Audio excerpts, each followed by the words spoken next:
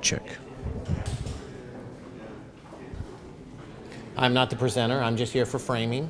Just so if you don't want to burn your battery. Go ahead and speak.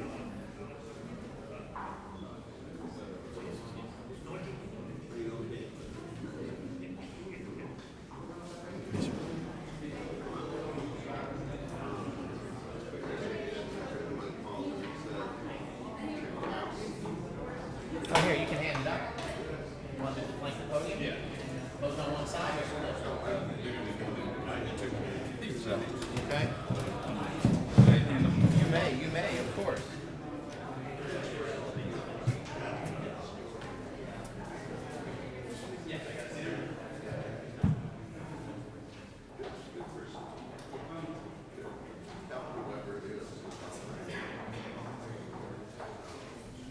Do you have a good framing?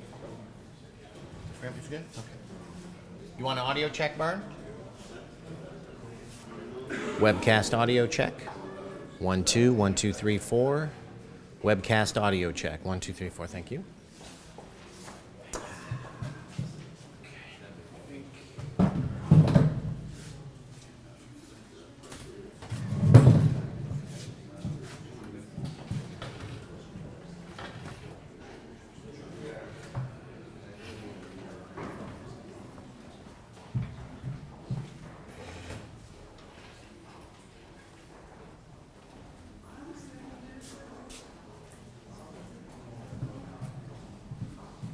Are you all good, though? What if I run the house?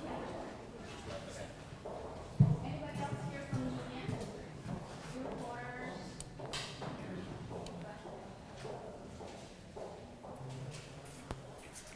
Check test. 1 2 1 2.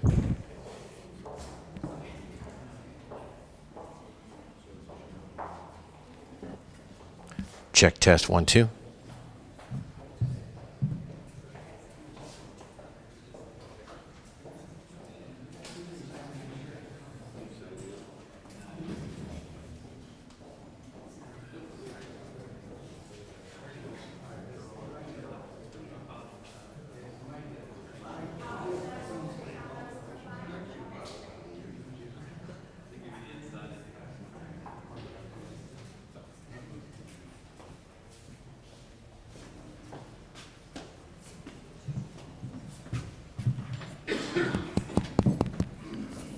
Check. Do we need one more chair?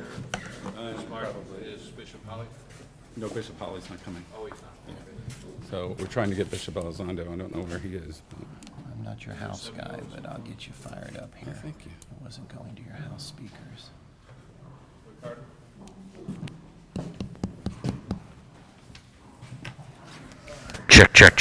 Check. Thank you, everyone, for being here. My name's Kevin Appleby. I'm the Migration Policy Director at the U.S. Conference of Catholic Bishops. Can everyone hear me? Is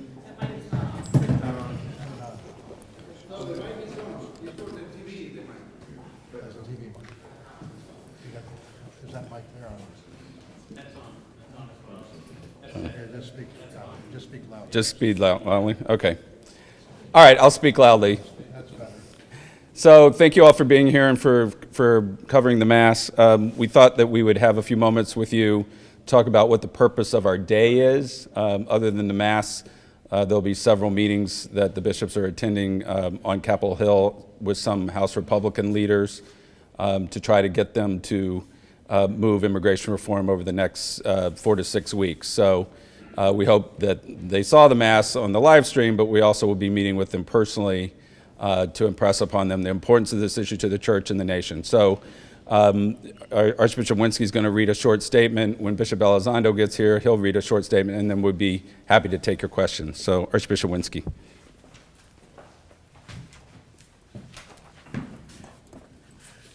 Again, thank you. As a son of a Polish immigrant, this issue is dear to my heart. And my experience has been that our strength as a nation has always been drawn from our diversity and the unique talents of people from all over the world that come here. But under our current immigration system, we are weakening our country, not strengthening it. We are alienating a generation of young people who could very well be the future leaders of this country.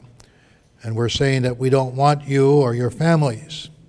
That's what we're saying by not acting, by allowing this status quo, this unacceptable status quo, to continue. There's a lot at stake here, and it's not just about the next election.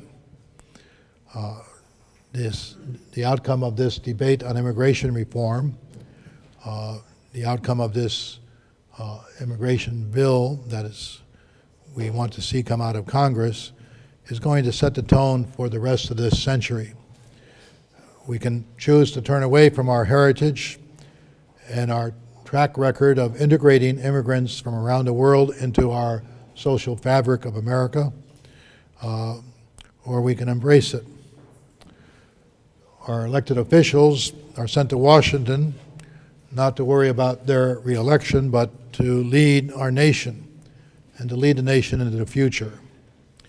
And so we want to see more leadership and some statesmanship from Congress these days. And we want to see this in both parties. Those who oppose immigration reform basically are supporting the status quo that they also criticize. The system is broken. Let's fix it. Over the past 25 years, the status quo, which has resulted in record amounts of money being spent on border enforcement, has not addressed the challenge of illegal migration. In spite of the increased militarization of our borders, undocumented migration has doubled over the same period of time, the time that we spent monies on enforcement. The present system is not sustainable. And that's not even addressing the humanitarian and the social cost of the present system. At Lampedusa, a small island off of Italy, last summer Pope Francis visited African boat people who were shipwrecked seeking a better life in Europe. And there he spoke about the globalization of indifference. And we see that indifference directed to the plight of the migrant.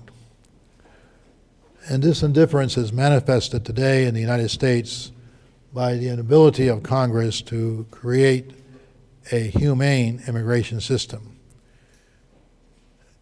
Our inaction continues to be a stain on the soul of our nation, and we hope that Congress will address immigration reform now in this session and not kick the can down the road again, because the longer we wait, the more families will be divided and separated, and the human suffering of children and American children, American citizenship children, of these people who are being deported will continue.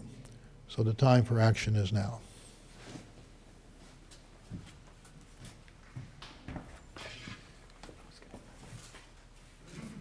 So I'm going to ask Bishop Eusebio Elizondo, Auxiliary Bishop of Seattle and Chairman of the U.S. Conference of Catholic Bishops Committee on Migration, to make a statement. Thank you.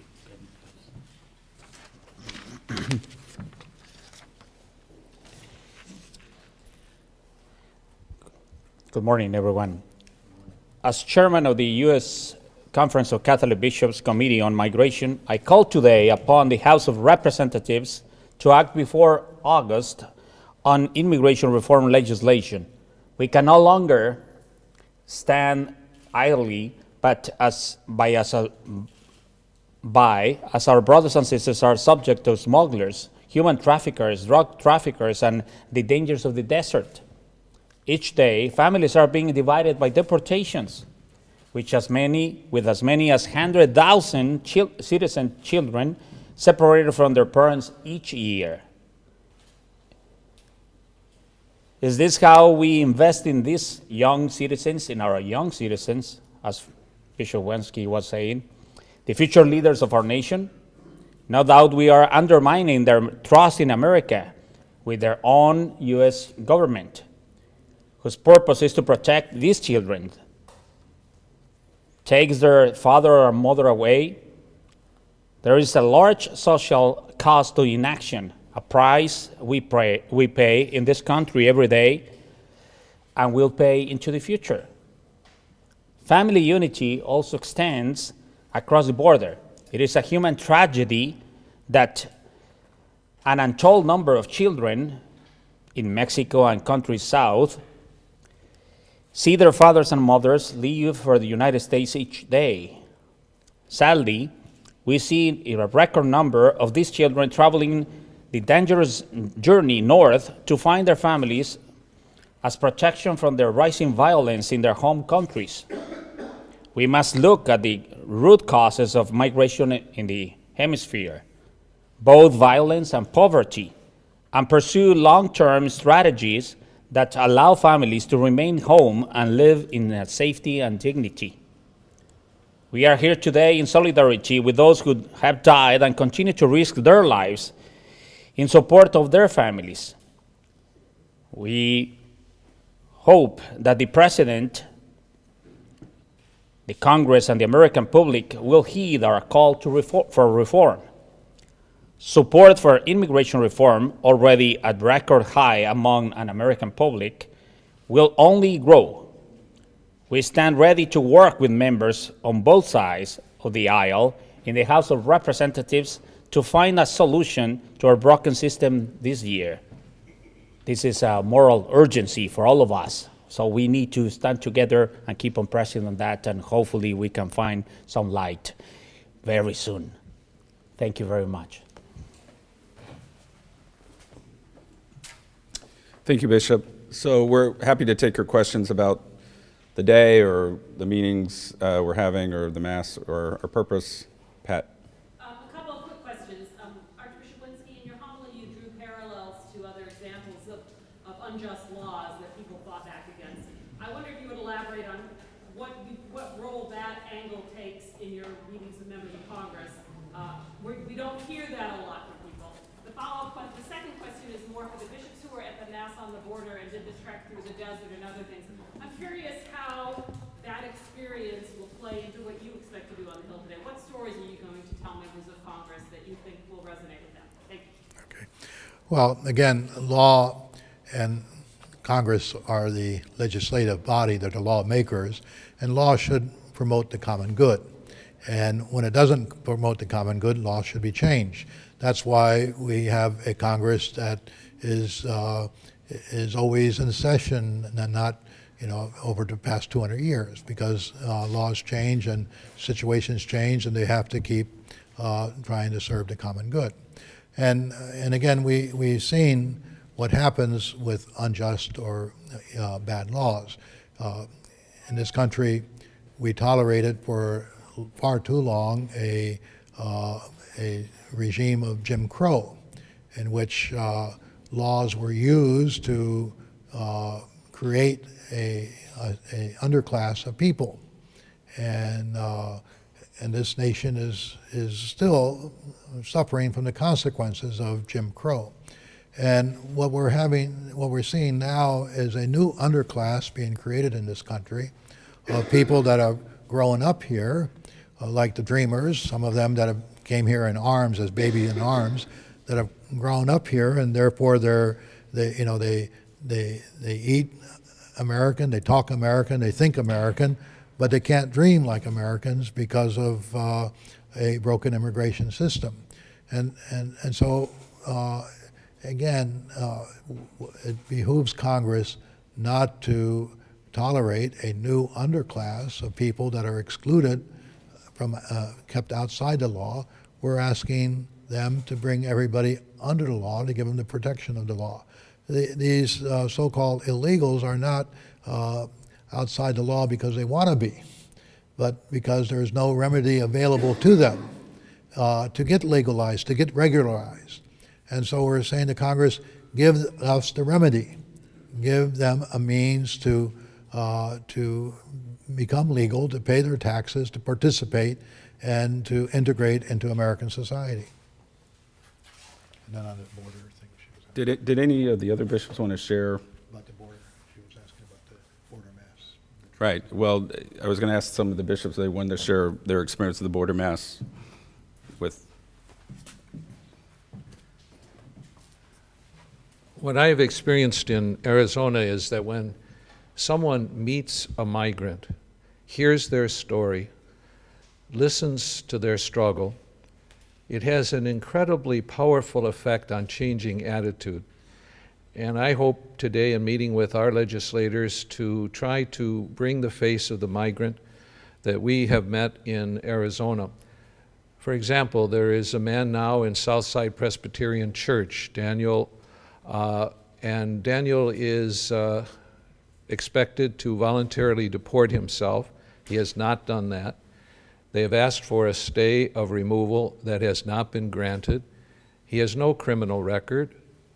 He has been cooperative. He has worked. He has a family. And we ought to find a way to be able to address this issue in a way that allows a person who has come here simply to work, to find a way to work through some of the morass that they have to face. So I guess what was important for the bishops, at least in my listening to them along the border, is they had a chance to meet the migrants in the Comedor in Nogales, Sonora. They had a chance to meet with families and mothers of children who were deported in the shelter. And that is a very powerful experience. When there's a faceless person, it's very easy to reject or ignore or put aside an individual. But when you know someone's name and you hear their story, you feel their pain, there is an attitude change that takes place.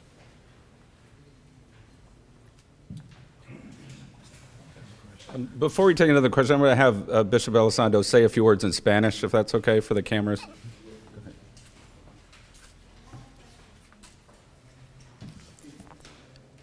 La semana pasada tuvimos el privilegio de estar en El Salvador, también en diálogo de inmigración con todos los obispos de Centroamérica, no solo de El Salvador, sino de Centroamérica, Guatemala y Honduras y demás, precisamente para Panamá y los otros países de Centroamérica para dialogar sobre este problema, porque obviamente es una situación que nos atañe a todos nosotros, a los obispos de Norteamérica, que somos los recipientes, digamos, de todos estos hermanos y hermanas nuestras que migran hacia el norte, pero obviamente también a seguir analizando las causas de por qué la gente abandona sus países, su familia, etcétera, ¿va? Y de manera especial por la preocupación terrible que nos ha dado el número terriblemente creciente día con día de niños menores de adolescentes, menores que no traen ninguna compañía, que no traen ninguna custodia, ni sus papás ya están acá o parientes están acá en Estados Unidos o han dejado sus países y ahora vienen buscándolos. Y los peligros terribles que enfrentan de muerte y de abusos y de tortura y de drogas y demás en el camino para llegar hasta acá. Entonces es una situación imperiosamente urgente para todos nosotros como ministros de la Iglesia, ministros de la caridad en nombre de Cristo. Entonces tenemos que seguir buscando las causas de todo esto y buscando soluciones juntos, ¿verdad? Entonces por eso estamos aquí como cristianos, como creyentes y como discípulos de Cristo. Sí, dígame.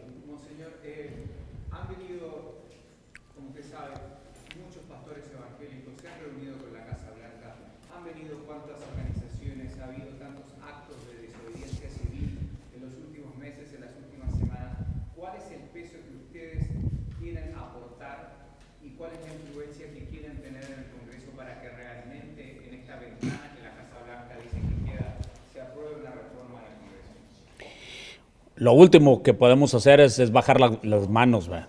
Y callarnos. Eso es lo último que debemos hacer. Tendremos que seguir insistiendo tantas veces y cuanto sea necesario.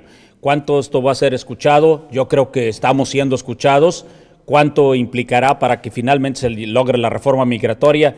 pues va más allá de nosotros como ministros, ¿va? Obviamente le pertenece a todos nuestros legisladores, al presidente, a todos los legisladores, pero que no quitaremos el dedo del renglón, como decimos vulgarmente, de tal manera que se sepa que esto es crear conciencia en todo ciudadano americano y obviamente en todos los países que están teniendo este problema de emigración. Sí, dígame. Sí, obispo, quisiéramos saber específicamente si se van a reunir con líderes republicanos o con opositores conservadores a esta reforma. ¿Y cuál es el mensaje que ustedes tienen para conservadores que supuestamente son aliados naturales de la conferencia de obispos y de otras denominaciones religiosas acerca de la moralidad de poner la política antes de la necesidad de miles de personas? Eso es uno. Y dos, ¿cómo ustedes responden a grupos, y a lo mejor otro obispo quisiera comentar, a grupos que no se unieron a la petición de ustedes de que se extendiera este periodo de revisión, porque dicen que en el proceso decenas de miles de personas más van a ser deportadas por no tomar acciones ahora? ¿Cómo ustedes justifican apoyar un proceso, depurar el proceso, de manera que va a haber decenas de miles de deportados más? Sí, por supuesto que eso que dice usted es una realidad. Cada día que pasa es otra familia o otros cientos de familias que quedan divididos y separados y otra vez cientos de miles de gentes que están buscando atravesar el desierto y cientos de niños que están tratando de reunirse con sus papás y arriesgando las vidas. Esto es como dije, una urgencia moral imperiosa para todos nosotros como ministros de la iglesia y como seguidores de Cristo, y eso es lo que tenemos que seguir presionando.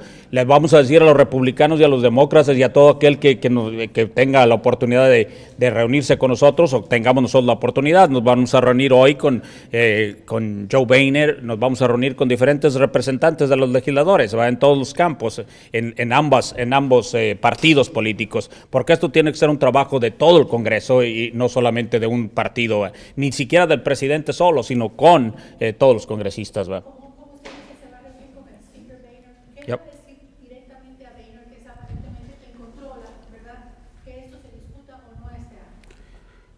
¿Qué le vamos a decir? Lo que estamos diciendo aquí, ¿verdad? Que esto es una urgencia moral y que obviamente eso que cuenta y toma las vidas de muchos miles de gentes cada día que pasa. Entonces la urgencia es imperiosa y como diría el arzobispo José Gómez en uno de sus libros que publicó sobre este asunto de la inmigración, el sistema que tenemos es una mancha en el alma de nuestro país, es una verdadera mancha, porque esto implica que no estamos dándole la dignidad a cada ser humano que viene a este país, que se formó con inmigrantes. Padre Señor, esta no es la primera vez que la Iglesia Católica se involucra en una necesidad. Yep.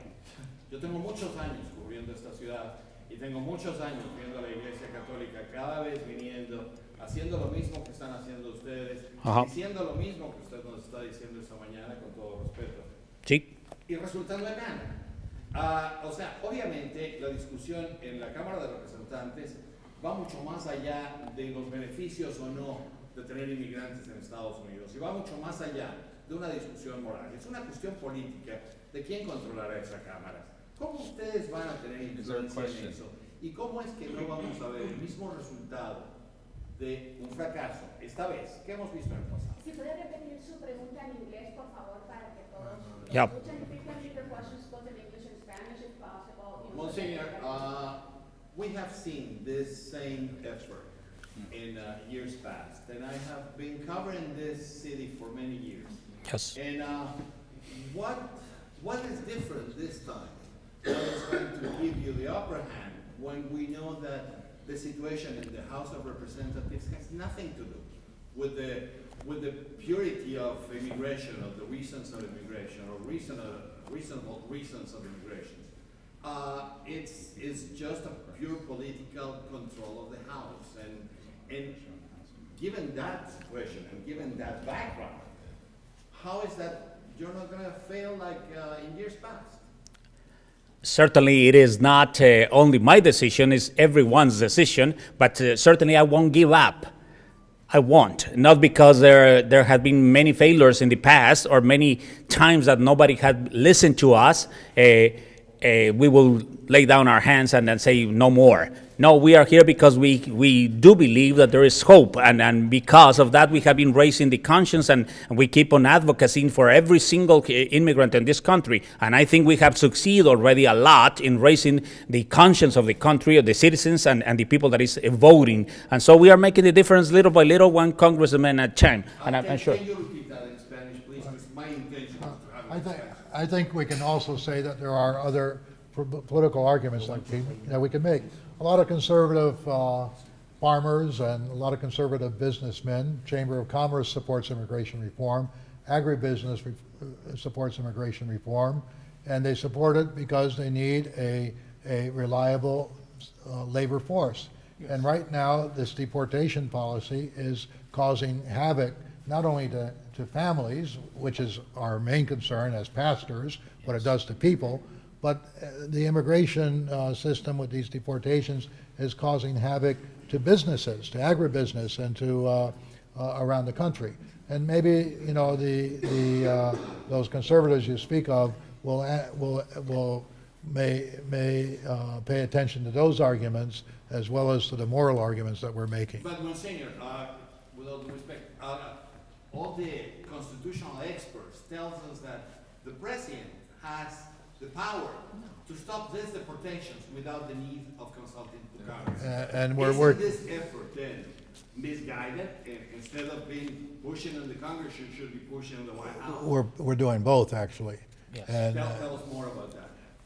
no, hemos llamado que el presidente dar un ceso a las deportaciones, que puede usar su discreción de no, o sea, él puede expandir lo que hizo con los soñadores, con los jóvenes, y debe hacerlo.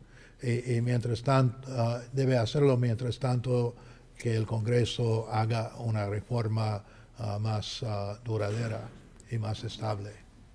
Can we have another question? Well, I didn't get your answer in Spanish, and that was my. Could you just say it in Spanish? Sí, No, let's do it now. We have Just respond what you did. Yo creo que es importantísimo que sigamos creando conciencia. Yo no creo que de ninguna manera que hayamos perdido la batalla, ni mucho menos. Yo creo que hemos ganado muchísimo, sobre todo en eso, en crear conciencia entre todos los ciudadanos y obviamente entre los congresistas, e inclusive en el presidente, porque nos hemos reunido con él y sí ha sido escuchado. Lo que pasa es que obviamente tenemos ambos partidos políticos, tanto demócratas como republicanos, que cada uno defiende los diferentes aspectos de esta reforma posible que quisieran subrayar, pero yo creo que sí se ha ganado en dar paso adelante. Tanto es así que el mismo presidente les dio este permiso a los soñadores, famosos, y que probablemente se extienda esto porque ha sido la presión que hemos ido poniendo a través de todos los ciudadanos y de todos los constituyentes aquí. Entonces yo creo que sí se ha ganado mucho, pero obviamente nos falta mucho por hacer todavía. John Carr. John Carr with American Magazine. Yes. First of all, Catholic layman, thank you for your leadership in a wonderful liturgy. As the Washington columnist for America, a couple questions. In your homily, Archbishop, you said that the system is not only broken but cynical. The politics of immigration are cynical too. The White House has postponed its review of deportation so it can look strong. The Speaker says he wants to do immigration reform but won't bring a bill to the floor because it might pass. National Republicans say we have to pass it to win a presidential election. Congressional leaders say we can't pass it because it'll hurt us in the next election. The conference is going above and beyond. Bishops of the border today, you're pulling out all the stops. How do you get other people in the Catholic community and beyond to have the same urgency and priority, particularly those who are closer to Republican leaders, more conservative voices? And secondly, what is your specific request of the Republican leadership, particularly Speaker Boehner? Well, specifically, we want him to bring up the Senate bill and have the House vote on it and let it go to conference. And hopefully, we'll come up with something that's acceptable. That's specifically what we want. Yes. But we're still, the battle of trying to get it out, to engage people in our parishes is a never-ending battle. It's something that we have to keep on going. But, the polling is tracking in the right direction. There are more people today in favor of immigration reform. Even some polls indicate that a lot of Tea Party people are not as vociferously opposed to immigration reform as they once were. So perhaps the needle is being moved, and we got to, sometimes in that rarefied atmosphere that the Congress is in, they don't appreciate that, and that's part of the reason of our visit. I don't know, Ricardo, would you like to say something, or Bishop Oscar? Como se ha mencionado, así hay una, en inglés, a window of opportunity, una ventana y un micrófono roto. Broken system and a broken microphone. Anyway, there is a window. We see it. John Carr mentioned that the people that have been vociferously opposed to immigration reform, somehow people are changing their minds, including Boehner, Speaker of the House Boehner. He wasn't talking that way a year ago, or even 6 months ago. Sabemos que el que representa a la casa, el que encabeza la Casa de Representantes, que él está hablando ahora como antes no hablaba.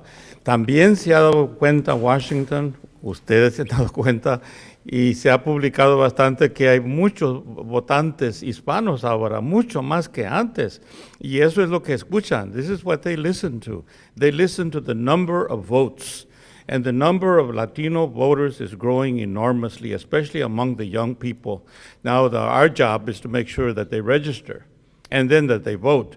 But qualified voters are growing among the Latino community, and I think people are listening to that. Those are the windows of opportunity that we see right now. And also, we would rather have the Congress pass legislation that is a permanent fixture rather than a presidential action, because that might not last until maybe the next president could change it.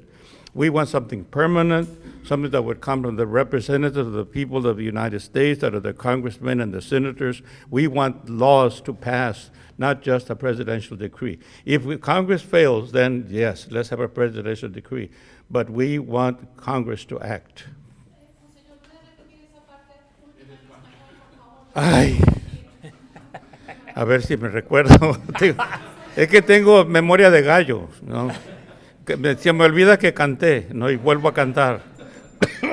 Bueno, simplemente decirles que entre la opción de que el presidente haga un decreto y que la otra opción, que el Congreso actúe, es mejor que el Congreso actúe, y por eso queremos darle la oportunidad y más tiempo. Si acaso el Congreso no actúa, entonces vamos a urgir al presidente que haga algún decreto. Pero la solución permanente es la legislación del Congreso.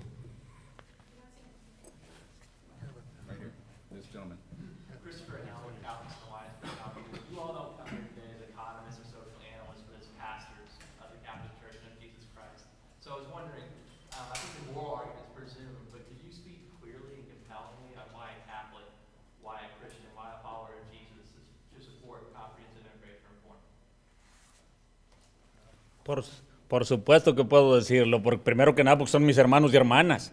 First of all, as of course in Jesus Christ we are believers that every single human being is a brother or a sister. That is why we are compelled. St. Paul used to say that Caritas Christi urget nos. That means the love of Christ is pushing us to do so. We are here not because we are politicians, we are here because we are Christians. And every single human being that is dying in the desert or just fleeing or leaving their countries because of violence or whatever, we are concerned about that. Estamos preocupados por cada ser humano que obviamente en este mundo no tiene familia o no tiene alimentos o no tiene casa o no tiene derechos a una digna vida como merece cada ser humano, porque son nuestros hermanos y hermanas. Of course, as Catholics and Christians, we have to push that strongly. That's our main concern. And we are not doing it just because we want to show the church. It's because the love of Christ is inside each one of us, and he called us to be witnesses of that. So we have to do that. Absolutely. That's the main task of every single Christian. And for us, of course, as leaders in the church, it's an obligation of love. And I don't know if Father, Bishop Cantu or anybody else would like to say, but certainly we are here now because we want just to be siding with a particular party, either Republicans or Democrats. We are here because we are Christians. We are Catholics. It's also, you know, it's also our history as Catholics in this country. You know, when the United States was founded 38 years ago, there were only about 20,000 Catholics in this country. You know, the church has grown because of migration. It's our story, and that's why it pains me as a pastor when I hear Catholics spouting off anti-immigrant sentiments, because they're talking against their own parents or their own grandparents, because there's not many Catholics in this country that are more than one generation or two generations removed from the immigrant experience. So it's our story. And we know in the history of this country, this anti-immigrant feeling was also a mask for anti-Catholic feeling. You know, in the 19th century, there were the Know Nothing movements who opposed immigrants because the immigrants were Catholics, because they were Irish or they were Polish or Italians. So that's another reason that we, because of our experience, are sensitive to it. Just as the Jewish people are sensitive to, you know, to anti-Semitism because of their history, Catholics in this country should be particularly sensitive to the plight of immigrants because of our history. Who are old enough to remember 1975 when the church became real, an activist church, a force. Should the church get back to that activism of the 1970s when thirst for justice was a theme of the church, when the church said that the Hispanic was the future of the church in North America? I don't think we've left it. I was going to say, we have never left that. We have been insisting on that every day. And of course, more than ever, because as you were saying, the numbers of Catholics, Hispanic Catholics in the church in the United States right now is 50% already. And so it will be very soon the immense majority. And so we need to keep on pushing on that and promoting leaders of strongly with that. Definitely, yes. This gentleman here. Jason Calvi with EWTN. I'm just wondering if you could talk a little bit about prudential judgment. That's often raised by conservatives. And is prudential judgment involved in this particular case, or is it immoral to disagree with you? Well, I think you know, the moral argument is made by the gospel. I was a stranger and you visited me, or I was a stranger and you welcomed me. I was in prison and you visited me. These are the words of Jesus. Now, how do we apply the words of Jesus to our particular circumstances? And that's to do with a lot of prudential judgment, and that's why we're talking to Congress people to help inform their judgment and hopefully you know, convince them to give us a law that conforms to that moral principle outlined in the gospel. But is there wiggle room? I mean, as far as if they have another approach, is there wiggle room here? I think it's very important that we not demonize people who feel differently, who are fearful or anxious or angry. For example, in Arizona, we have ranchers who have experienced difficulties. One gentleman was killed, probably by drug traffickers. So it's important that the church also listen to those who are struggling with this issue and be able to be with them, to encourage them, to help them to see the message that Archbishop Wensky is describing. It is the gospel message. And we know it's not just a Catholic message, but one of the things we've experienced in Arizona is a tremendous cohesion between all Christian churches, between the Jewish community and the Muslim community. People have, in all of our faith traditions, a deep awareness of the fact that God is for all of us and cares for each of us.